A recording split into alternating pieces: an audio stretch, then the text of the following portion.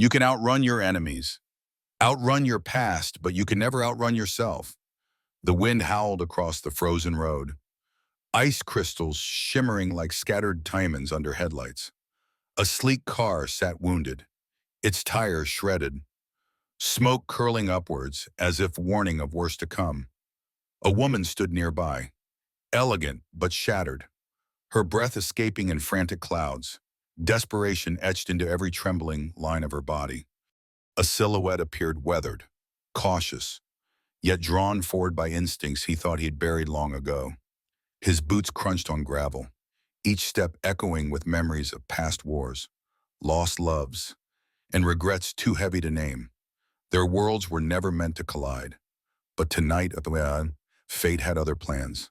On this desolate stretch of highway, beneath a sky ready to unleash its storm, two broken souls were about to discover that, sometimes, survival means stepping directly into the line of fire. Thomas Walker was 63 years old, a former mechanic and Gulf War veteran who now spent his days in the peaceful, if somewhat lonely town of Silver Creek.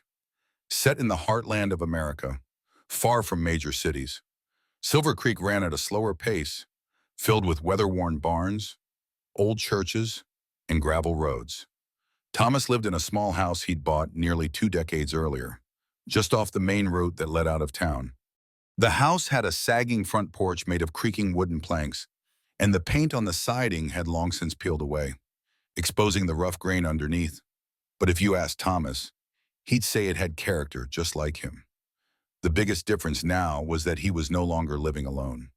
Ellie, his 8-year-old granddaughter, stayed with him since the day her mother, Thomas's only daughter, passed away in a tragic accident. Ellie had bright brown eyes and a quick smile, but there was something guarded in the way she held onto her grandfather's hand, as if she feared he, too, might disappear one day. Raising a child at his age was never in Thomas's plans, but life tended to care little about old men's plans. He had spent decades burying ghosts of war buddies, old regrets, and heartbreak. This was just another call of duty, an assignment that arrived silently on the day they lowered his daughter into the ground. Thomas had tried to provide Ellie with the best he could, a stable, if modest, life. He fixed up a little bedroom for her next to his own, painting the walls a gentle yellow to chase away nightmares. Most mornings, he'd pack her lunch a peanut butter sandwich, an apple, and drive her to school in his beat-up Chevy truck before heading off to do odd jobs around town. If there was one thing Thomas did well, it was mending things. Engines, fences, leaky roofs. He had a knack for repairs. The townspeople called him the best fixer around, even though most of them had no idea how many parts of his own life needed repair. His days settled into a repetitive rhythm: wake at dawn, toss coffee grounds into an ancient drip machine, stare at the pictures of his daughter, Lily, that hung on the living room wall, then drive Ellie to school. Afterward, he'd take on a string of small jobs, tuning up a tractor for Old Man Simpson, helping patch a neighbor's siding, or volunteering at the VFW hall to fix the ancient water heater. By mid-afternoon, he'd pick Ellie up, buy groceries if they had the extra money, and come home to make a simple meal. Evenings were spent checking Ellie's homework, dozing off in front of the TV, or reading well-worn paperbacks. It wasn't glamorous, but it was real.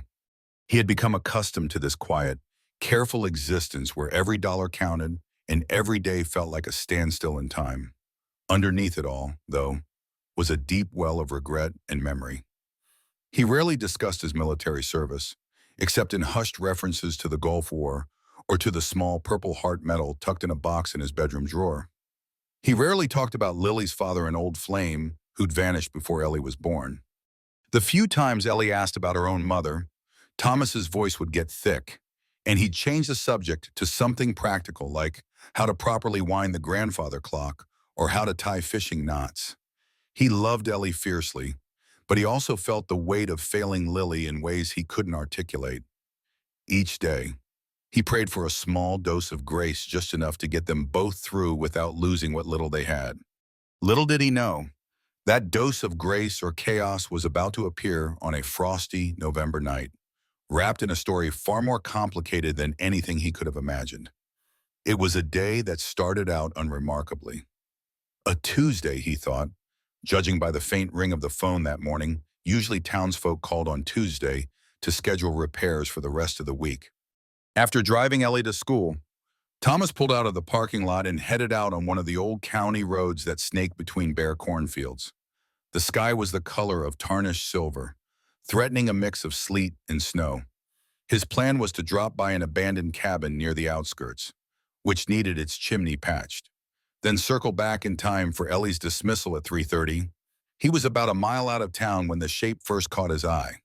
At first, he thought it was just roadside trash or maybe a deer crossing, but the shape moved. As he got closer, he realized it was a person, a woman, in a long dark gown. Or was it a dress coat? Either way, it was certainly not the kind of outfit you'd wear in sub-freezing weather. She was standing next to a sleek black car that was tilted at a precarious angle, one rear tire completely flattened against the gravel shoulder. Her hair was pinned in some sort of elegant style. Though the wind had begun to tear strands loose, she looked out of place here, like she'd stepped off the page of a magazine into a farmland winter. Thomas slowed down, his truck rattling as he pulled off to the side. He'd seen people break down before, but usually in trucks or older sedans, rarely in something that looked straight out of a fancy car commercial. More than that, the woman's posture caught his attention.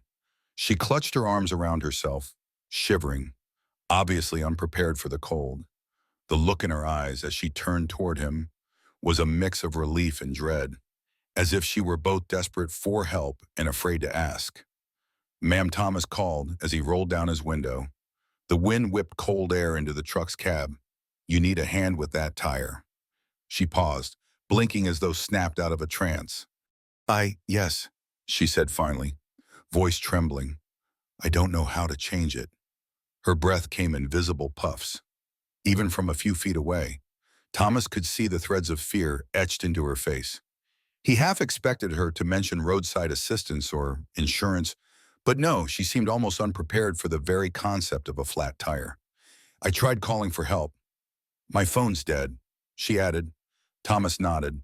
He kept an old toolbox under the bench seat for exactly these kinds of emergencies. "All right, let me pull up a bit. I'll see what I can do. Hop into the truck if you need to warm up." She hesitated, glancing at his truck, then at her own car, as if deciding which was the lesser threat, frostbite or a stranger's vehicle. After a shaky moment, she climbed into the passenger seat. Thomas stepped out, wincing at the sharp bite of the wind. He quickly fetched the tools and got to work on the lug nuts. As he crouched by the tire, he glimpsed her reflection in the side mirror, shoulders hunched, hands rubbing together for warmth. There was something about this that felt off a fancy car. A woman in what looked like an expensive evening dress, stranded on a deserted country road. He couldn't help but feel a flicker of concern. But he was no meddler. If there was one thing he'd learned in his old age, it was that prying into strangers' lives could do more harm than good. When he finished, he tapped on the window, motioning for her to step out. "You're all set," he said, nodding to the freshly changed tire. "That donut won't take you far, but it'll get you into town." She stepped out and stood there, hugging her arms. The wind whipped the edges of her dress around. "Thank you. I really appreciate it," she managed. Thomas offered a small nod, noticing the sky was darkening further. "Ma'am, if you don't have anywhere pressing to be, you might want to consider heading into Silver Creek. We've got a motel, a diner, and a mechanic who can fix you up proper," he said. She met his eyes, and for a moment, he saw desperation flicker there. Yes, I'll think about it," she replied. Then, with a forced breath, she climbed back into her car, turned the ignition, and drove off slowly into the swirling cold.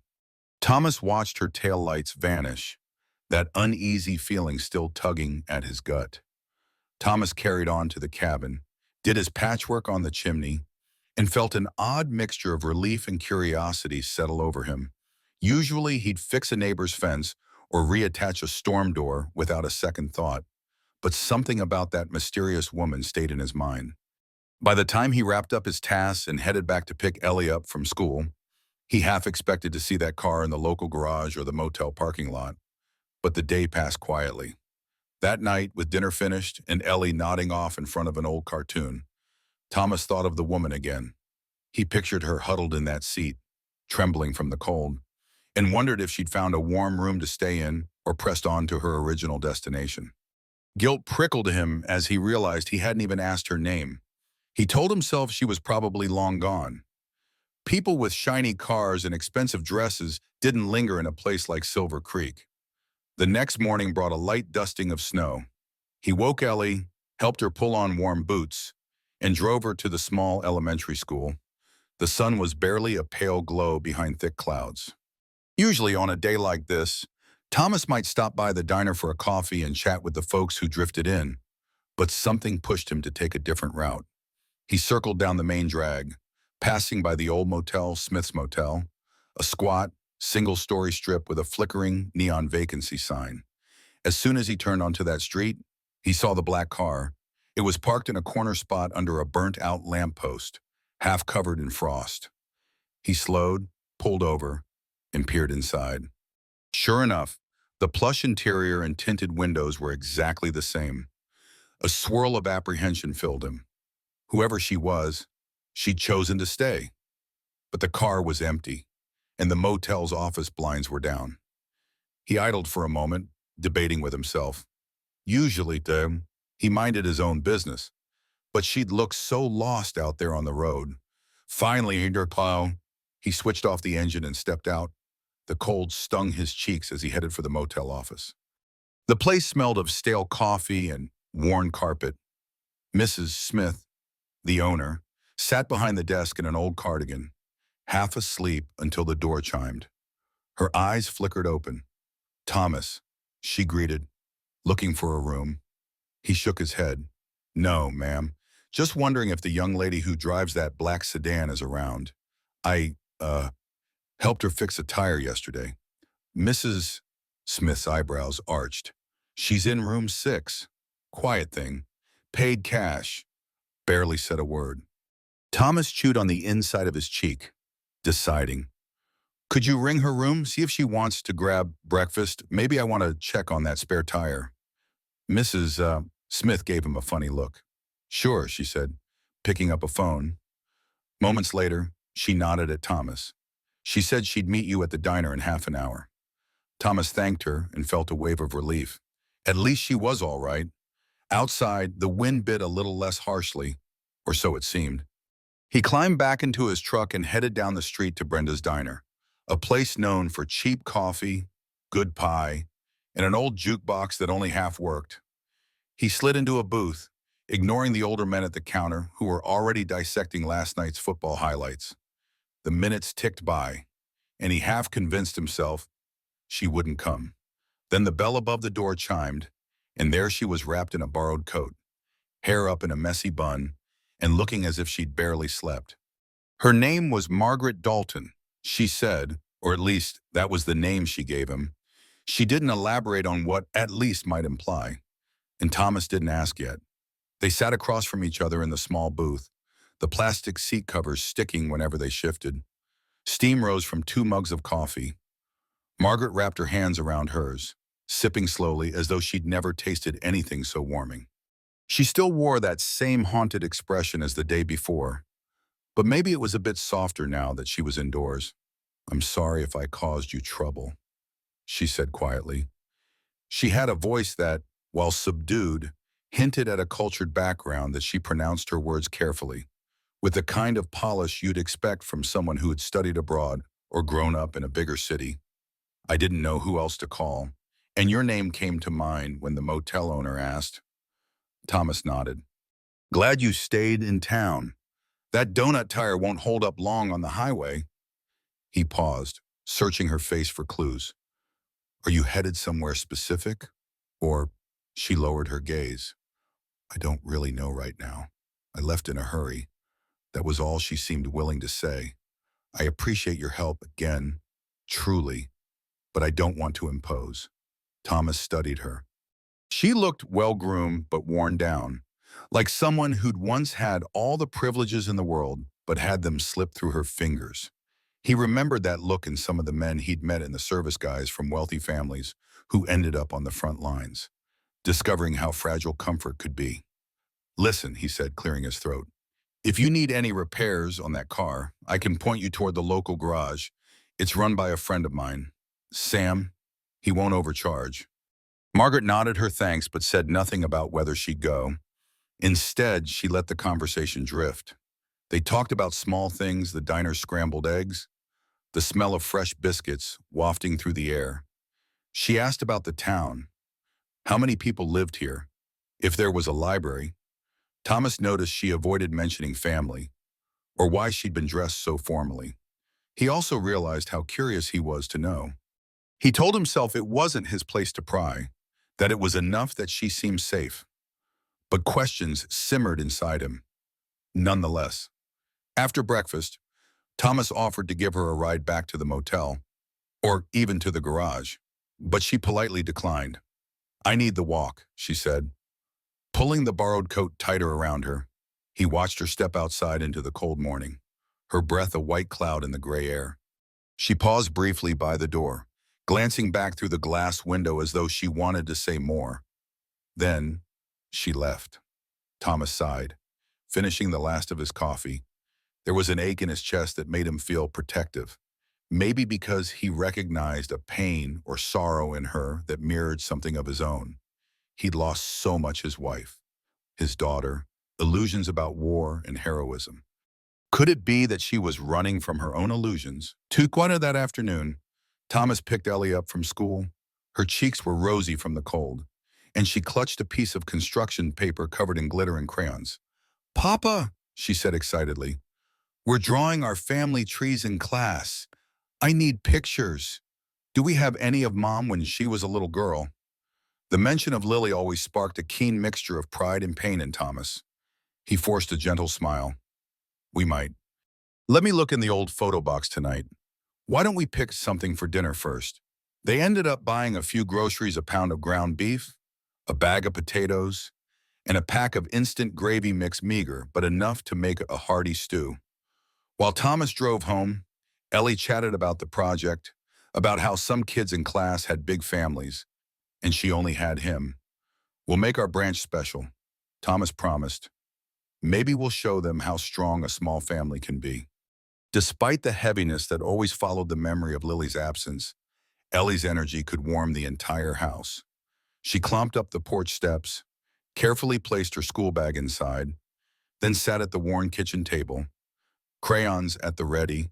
Thomas rummaged through a closet until he found an old shoebox stuffed with photos. Some had yellowed with age: pictures of him in uniform, smiling with his platoon, pictures of Lily as a toddler, eyes squinting in the sun. One was of Lily's mother, who had passed far too soon. He felt the ache expand in his chest as he flipped through them. So many stories he hadn't told Ellie yet. So many regrets. When dinner was simmering, Ellie asked, Papa, did you ever meet a princess when you were a motor? Thomas chuckled at the randomness of the question. Princess? No, honey, not me. Ellie shrugged. It's just Ms. Price at school said there was a fancy lady in town. Some people saw her at the diner. They said she looked like a queen with a crown. Thomas paused, remembering Margaret's pinned hair, how elegant she'd looked even in distress. Maybe she's just passing through, he said. Ellie mulled over this. I hope she's nice. If she's lonely, she can come over for dinner. The innocence of children, Thomas thought. Perhaps he should be more guarded, but hearing Ellie's compassion stirred something in him. He glanced at the photo of Lily at age 8, the same age Ellie was now.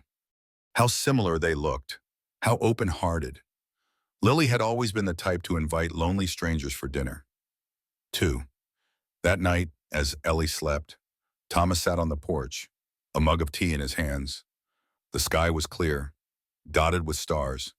He closed his eyes, trying to recall the face of his late wife, trying to remember the last real laugh he'd had that wasn't just for show.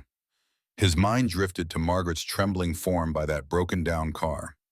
He wondered what it would be like if someone had stepped in to help him after Lily's death, or during the war, before the nightmares grew roots. Maybe it was time to pay it forward, to become the kind of friend he'd once needed. But how do you help someone who refuses to share what's truly breaking them? 2 days passed. Thomas convinced himself that Margaret had left, that she'd be halfway to whatever city she'd come from by now. But on the third morning, he spotted her again at Brenda's diner, sipping coffee alone in a corner booth. This time, she motioned him over when she saw him. Hesitantly, he approached, sliding into the seat opposite hers. "I'm sorry," she said, not making eye contact. "I want to repay you for your kindness, replacing that tire, buying me breakfast. I just don't have access to much at the moment." There was an awkwardness in the way she clasped her hands, an air of confession on her lips. Thomas tried to wave it off. "You don't owe me a thing, but if you need help, I'm around. This town's decent that way." She studied the chipped formica tabletop. Then something in her face shifted, like a decision had been made. "I'm not just passing through," she admitted quietly. "I'm running away." Thomas felt his breath hitch. Running from what? She glanced at him, eyes brimming with a mix of shame and defiance. "My marriage, my life, my own illusions. I was married for nearly 30 years to a very wealthy man, a corporate magnate who valued appearances more than anything. Our anniversary was supposed to be a gala, a big affair, but it was nothing more than a business event for him clients, investors, deals. No mention of the love we once had, and I realized that night I can't do it anymore. I felt like I was suffocating in a life that wasn't mine." Thomas listened, the warmth of the diner suddenly feeling stifling. "So you just left in the middle of it?" he asked gently. Margaret nodded. "I grabbed the car and drove. I didn't even pack a bag properly. I ended up on that back road, and then the tire went. It was almost poetic." She laughed bitterly. "I haven't spoken to him since, and he hasn't called. Maybe he's relieved." She paused, wrapping her arms around herself as if to ward off a chill only she could feel. "The problem is, all my cards, my accounts, they're joint or in his name. I've never worked a regular job. My entire adult life revolved around being his social counterpart. So I have enough cash for a few days at that motel. But after that," Thomas took in her words, remembering the heartbreak of losing his own partner. Though in a different way, he recognized that forlorn, untethered feeling. "I see," he said quietly. "Well, I suppose we can find you something to tide you over around here." He hesitated before continuing. "If you need a place to stay, my home isn't big, but there's a couch. And my granddaughter, she'd probably love the company of another woman in the house." He realized how forward this sounded, especially for a man of his age. But the paternal part of him overrode any embarrassment. Margaret seemed taken aback, her eyes darting with suspicion and relief in equal measure. "That's very kind," she said, her voice quivering. "You barely know me. I might be the last person you want in your home." Thomas shook his head, remembering Lily's smile, Ellie's innocence, the day he'd returned from war to an empty house. "Sometimes the people who need help the most are the ones we know the least," he replied. "If you want it, the offer stands." Margaret didn't accept immediately, but late that afternoon she knocked on Thomas's front door. Ellie opened it, eyes wide at the sight of a tall, elegant woman clutching a small suitcase. "Papa," Ellie called, "your friend is here." Thomas emerged from the kitchen, wiping his hands on a dish towel. He'd spent the day cleaning the living room, tidying away old newspapers, trying to make his humble space presentable. Now that she was actually here, he felt a pang of self-consciousness. The house smelled of aging wood and the beef stew he'd left simmering on the stove. Certainly no mansion, but it was home. Margaret stepped inside, shifting her gaze around. "Thank you," she murmured, voice wavering. She looked at Ellie, who stared up at her curiously. "Hi," Margaret offered with a small smile. "I'm Margaret." Ellie nodded, still shy.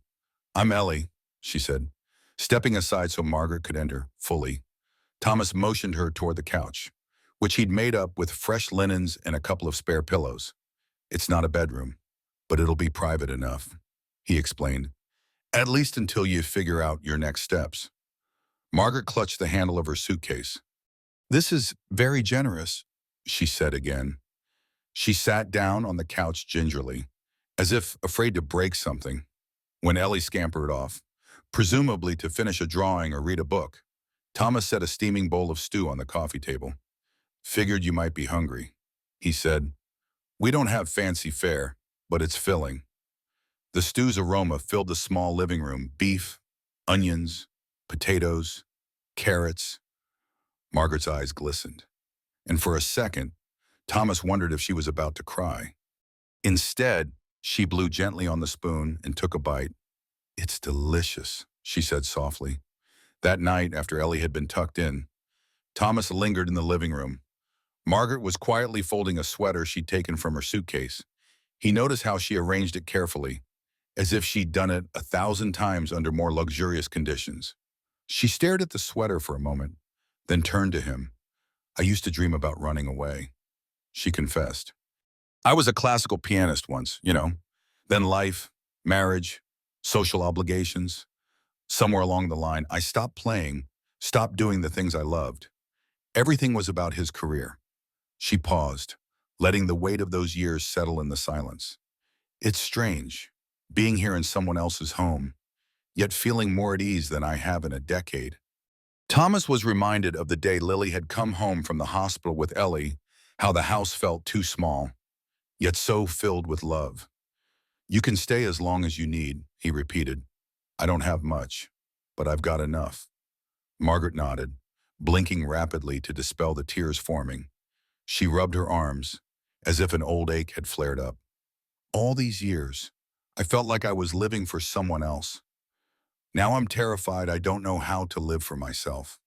Thomas saw in her eyes that same lost expression he'd had when he returned from war. People expected him to be the same man who left, but he'd come back changed, fractured. Give it time, he said quietly. There's no rush here. Over the next few days, Margaret began to slip into the routines of the household in small, tentative ways. In the mornings, she'd help Ellie get dressed for school, combing the girl's hair into neat braids, an art form that Ellie found mesmerizing, since Thomas had always just bunched her hair into a single messy ponytail. During the day, while Thomas tinkered with repairs around town, Margaret would tidy up, sometimes flipping through the local newspaper for job listings she might be qualified for. She'd glance at each possibility with a mixture of hope and dismay. Her entire adult life had revolved around charitable galas, event planning, and social gatherings. Working at the local grocery store or diner felt like a foreign concept, but one she was determined to consider. Ellie, for her part, was delighted by the presence of another adult who showed interest in her drawings and her school projects. One afternoon, she plopped down next to Margaret on the couch, proudly displaying a hand-drawn family tree project.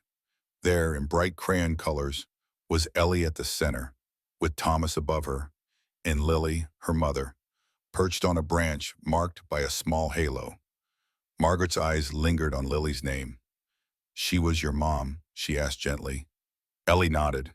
She died when I was really little. I don't remember much. There was no self-pity in the child's voice, just a matter-of-fact acceptance. Margaret smiled, a little sadly, and placed a hand on Ellie's shoulder. She'd be proud of how wonderful you are, she said. Thomas came home to find them both side by side, flipping through old photo albums on the couch. A pang of nostalgia hit him as he saw Lily's face in those pictures. He stood in the doorway for a moment, watching the scene. In a different life, Margaret might have been an aunt or cousin, bridging that generational gap with the gentleness Ellie deserved. He cleared his throat to announce himself, and Margaret glanced up, a soft smile lighting her features. We're just looking at family pictures, she explained. They're beautiful. You've lived such a life. Thomas? He shrugged, setting down a small bag of groceries. We all have. He paused, noticing the mention of such a life. Did Margaret see the war photographs? Or the pictures of Lily's father he kept tucked away? So many memories he rarely shared. But he said nothing. Turning to the mail instead, shuffling through the envelopes, he spotted a letter from the local VFW post and another from some finance company, bills, reminders, and the general aches of daily survival. That evening, As they ate a simple dinner of chicken soup, Thomas asked Margaret about her own family. She hesitated, setting down her spoon. "My parents are gone," she said. "No siblings. And I suppose, for a long time, I relied on my husband's family connections, my in-laws, their business empire. Now that I've left, I'm not sure if they'll even speak to me again." Her expression was a mix of liberation and sorrow. She was free from those obligations, but also unmoored, with no real anchor. "I guess we all lose something," Thomas reflected, "but maybe it gives us a chance to start over." The peace they found in that small house was short-lived. One cold afternoon, Thomas noticed a silver sedan idling at the end of the driveway. He spotted it from the garage window, an unfamiliar car, tinted windows. It lingered for a minute or two, then eased off down the road. Paranoia tugged at him.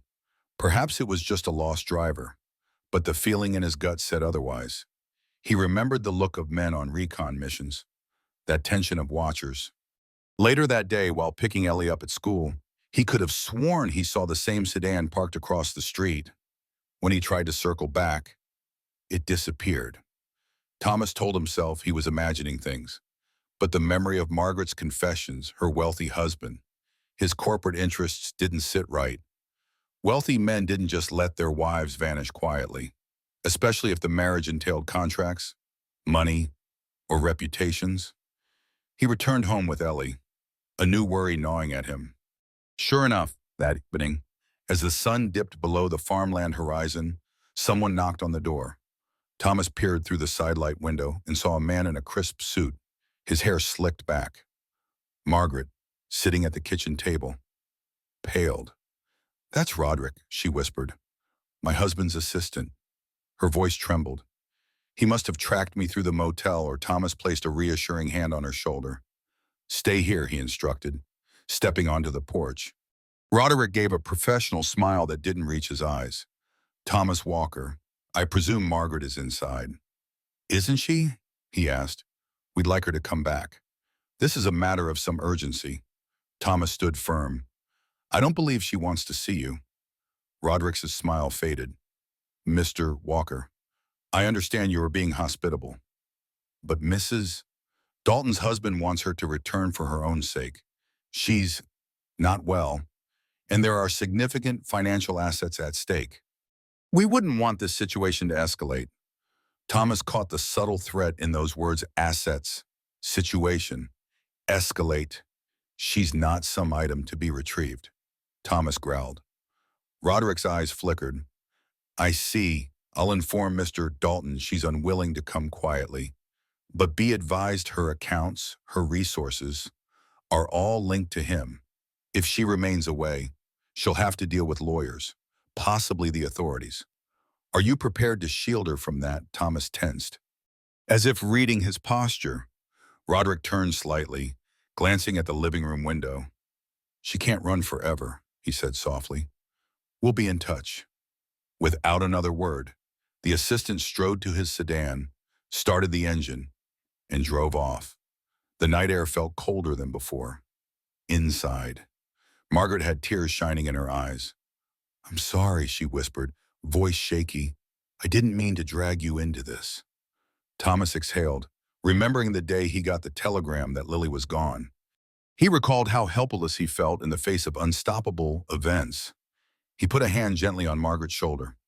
"You're not dragging me anywhere," he said. "You're family now, for as long as you need a family." The finality in his voice seemed to calm her. But deep down, Thomas feared that this was only the beginning of a battle he might not be equipped to fight. Thomas didn't sleep much that night. His mind replayed the standoff with Roderick, those sly insinuations about financial power and legal leverage. He'd witnessed plenty of power plays in the military, but those were more straightforward, typically solved with rank or orders. This was a different kind of war, one fought with money, influence, and intimidation.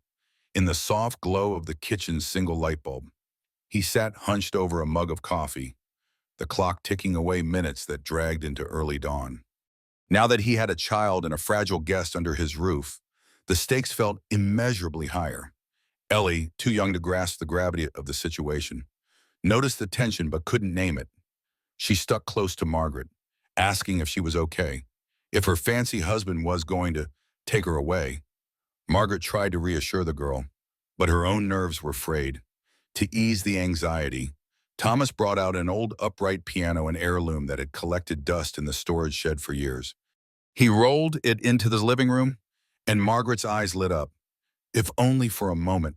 I haven't touched a piano in years, she admitted, running her fingers over the chipped keys. Ellie hopped around excitedly. Play something. Please, she begged. Margaret obliged, taking a seat on the rickety bench. She pressed a few hesitant chords, and a soft, mournful melody filled the room. It was a tune that sounded like longing, each note trembling with unspoken stories. Ellie stood transfixed, as if seeing a side of Margaret that existed beyond fear. Even Thomas felt a lump in his throat. Margaret ended the short piece abruptly, letting the last note linger in the air.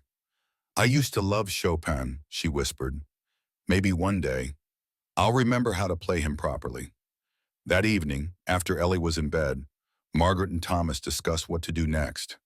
If Roderick found me, my husband can, too, she said wearily. He'll freeze my accounts. I'll be cut off. Thomas nodded slowly. You're welcome to stay, but I can't offer protection from lawyers.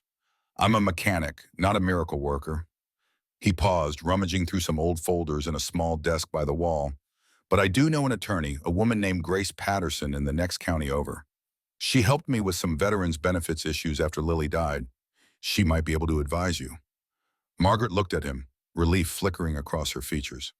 Thank you, I'll call her tomorrow. They sat in silence for a few more moments, until Margaret finally said, I don't regret leaving him, but I didn't realize how vulnerable I'd be on my own. 30 years of comfort. You forget what it means to fend for yourself. Thomas could relate in a different way. He'd spent years in the service, then came back and tried to rebuild a civilian life. In the end, he lost Lily anyway. Life's taught me one thing, Thomas said. We can't do it alone, not really. Sometimes we just need the right people to lean on. Margaret bowed her head, as if in silent acknowledgement of that truth. Outside, wind raked the trees, and the moon lit up the yard in silver. A small, fleeting moment of peace, overshadowed by the sense that a storm was gathering. A week later, Margaret had her first meeting with Grace Patterson, the attorney, who drove in from the neighboring county. Grace was a sharp, no-nonsense woman in her 50s, known for taking on difficult cases. She arrived at Thomas's doorstep with a briefcase, an air of authority, and a respectful greeting for Ellie, who was playing on the porch with a stuffed rabbit. Once inside, Margaret explained her situation in hushed tones. Grace asked direct questions. Were there prenuptial agreements? Joint assets, any property solely in your name? Margaret answered as best she could. Though her knowledge of the finances was limited, her husband and his accountants had handled most of it. Grace frowned at the complexity. This could get messy. She said, if he files a missing persons report or claims you're mentally unstable, it might trigger a legal challenge. The question is, what do you really want? Margaret, are you seeking a divorce? A separation, the right to your own bank account? Margaret's voice trembled slightly. I just want to be free of him. Free of all of it. I want to live my life without fear. Grace nodded solemnly, jotting notes. Then I'll see what strings we can pull. But I must warn you, men like your husband have resources. They're used to winning. Thomas listened from the kitchen doorway, resisting the urge to barge in. His paternal instincts roared that he should protect Margaret. But the battles of the legal world were not his territory. After Grace left, Margaret sat at the table, eyes distant. Thank you, she said quietly. Thomas offered a reassuring nod. It's a process, he said, one day at a time. To distract themselves and Ellie from the stress, Thomas decided to show Margaret around town. They visited the local library, a small building run by Miss Aurora, who recognized Margaret from the diner. They walked through the old War Memorial Park, where a statue honored the town's fallen soldiers. Margaret seemed impressed by how the community honored its past. There's a depth here, she commented, like the town respects where it came from. Thomas was quiet for a moment, Remembering the faces of old friends lost, we do. He simply said, that same evening, back at the house, Ellie coaxed Margaret into playing the piano again. This time, Margaret played a gentle lullaby, her fingers still a bit rusty. Ellie sang along in a soft, childish hum. Thomas watched from the hallway, arms folded, heart swelling with a mixture of gratitude and sorrow. He'd never expected a woman from a privileged background to blend into his humble life so seamlessly. Yet here she was, teaching Ellie about music, forging a bond that felt oddly familial. In those moments, the clouds of legal battles and intimidation receded, leaving behind a fragile sense of belonging. Not everyone welcomed the newcomer with open arms. One morning, as Margaret was leaving Brenda's diner with a to-go coffee Thomas had given her a few bucks to treat herself, she found herself face to face with a stern, middle-aged man in a tailored suit. It wasn't Roderick, but he wore the same aura of corporate power. Mrs. Dalton. He greeted, voice dripping with forced politeness. I'm your husband's legal representative. May we speak privately? Margaret felt her heart hammer in her chest. She glanced around, noticing a few onlookers, including Sam the mechanic. I'd rather not, she said, attempting to walk away. The man grabbed her elbow, firmly but not violently. I insist, he said. Eyes cold, Margaret pulled free, her coffee sloshing onto the sidewalk. Let me go, she hissed. Sam, noticing the confrontation, stepped forward. Is there a problem here, he asked, glaring at the suited figure. The lawyer straightened his lapels. No problem, just a private matter. I advise you not to make a scene at outcome, but the tension was already thick.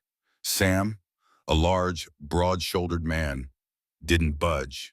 She doesn't want to talk to you. You can step away now. His voice left no room for argument. For a second, then, it seemed the lawyer might push further.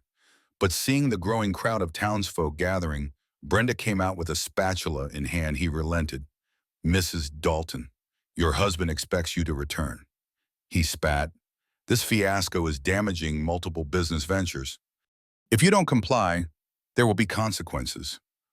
Margaret's throat tightened. She said nothing, but her eyes burned with tears. She turned and walked away, crossing the street toward the library, heart pounding. Sam and a few others trailed behind, making sure the lawyer didn't follow. It was a public humiliation, a reminder that her time in Silver Creek might be far more complicated than she'd hoped. As she hid among the library stacks, she wrestled with the painful realization that no matter how welcoming Thomas and Ellie were, her past life was like a shadow she couldn't outrun. She stayed there until closing, reading old newspapers and trying to calm her nerves. Eventually, she summoned the courage to walk back. Halfway home, Thomas's truck pulled up beside her.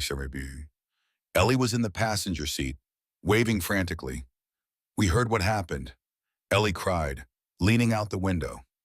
Margaret got in, trembling. I'm so sorry, she whispered. I don't want to bring trouble. Maybe I should just go.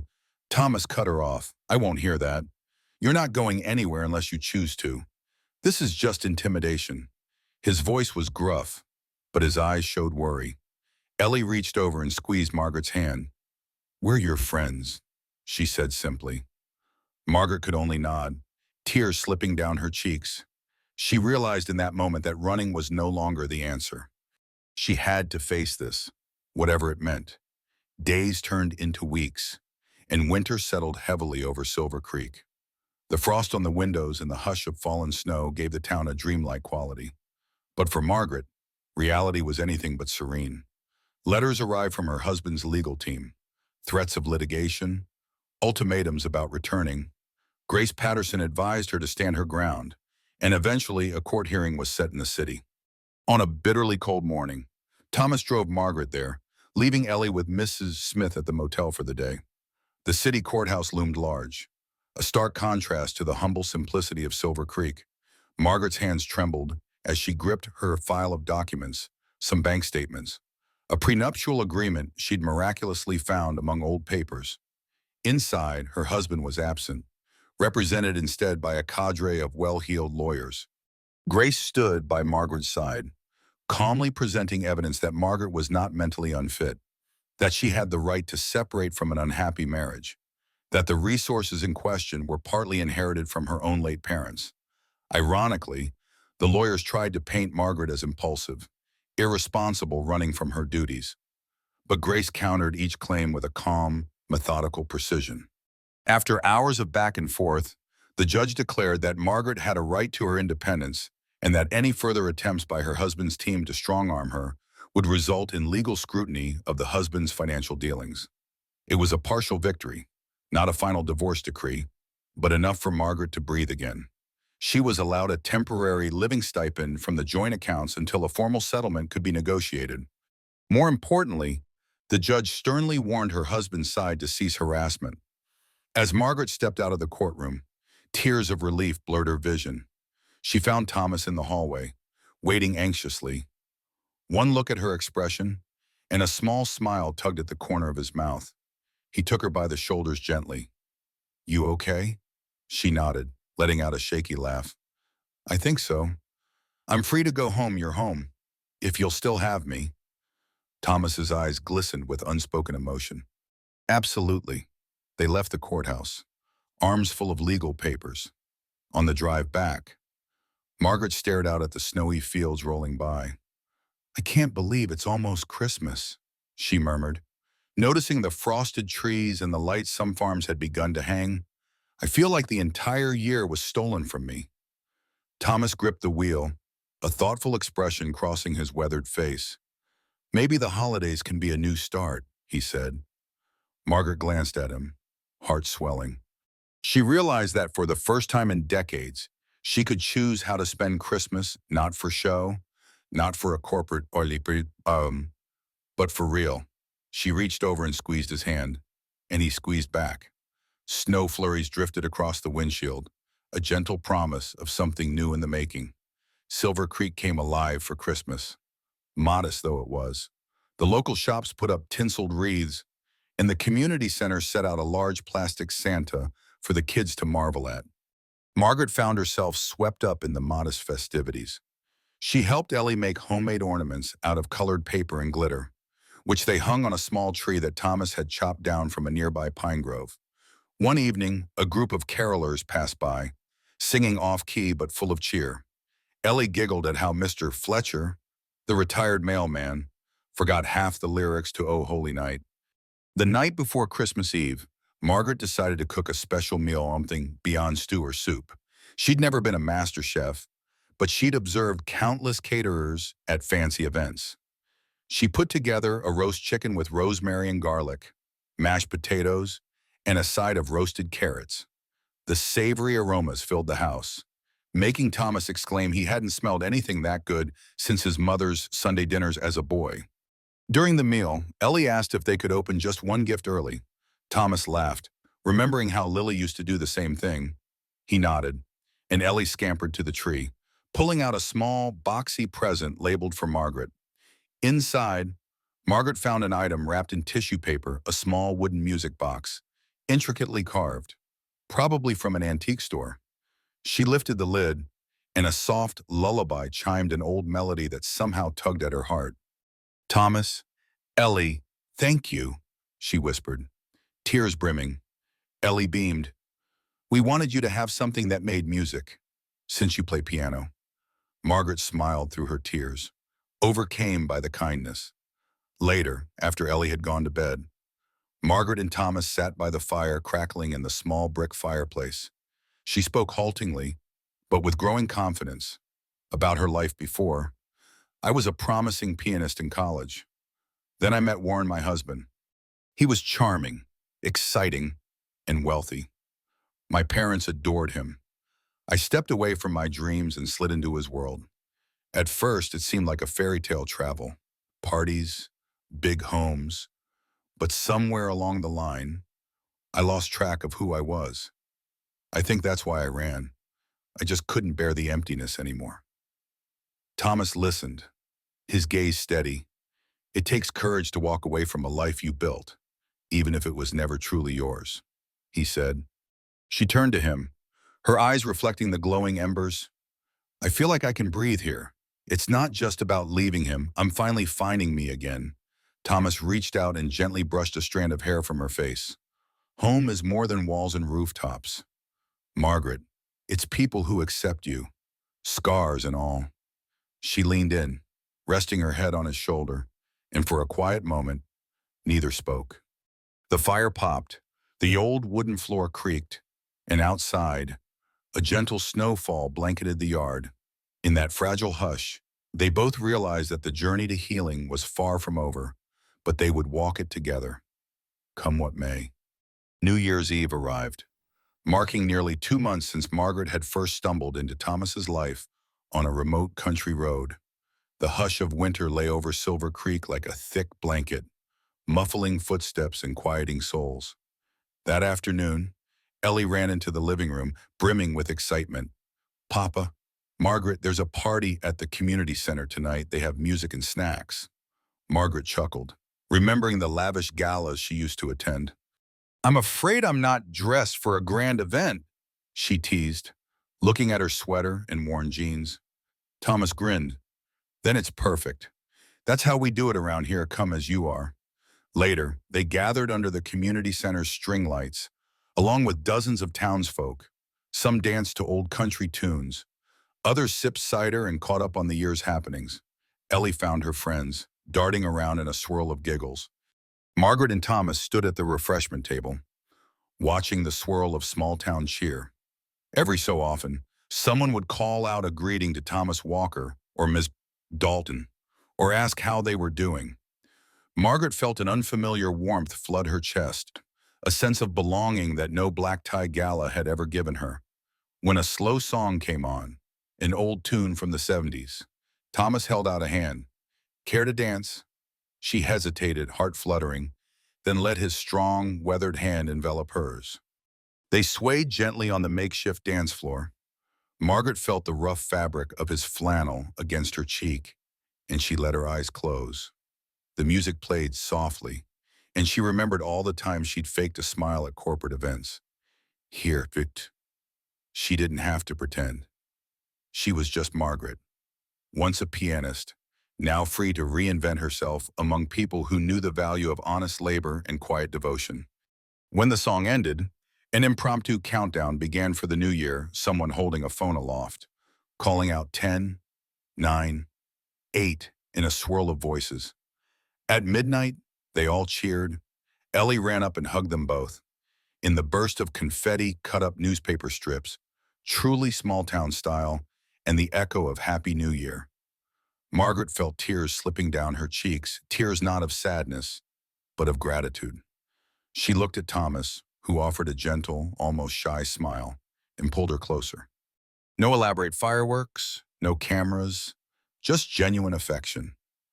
They returned home, exhaustion mingling with contentment. Ellie fell asleep in the truck, and Thomas carried her inside. Margaret lingered by the porch, gazing at the moonlit snow. In the hush of that moment, she reflected on the improbable chain of events that led here: a broken marriage, a flat tire, an aging veteran's kindness, and a child's unwavering acceptance. She felt hope like the faint chords of a long-forgotten melody. Stepping back inside, she closed the door softly. The gentle sounds of the house creaking floors.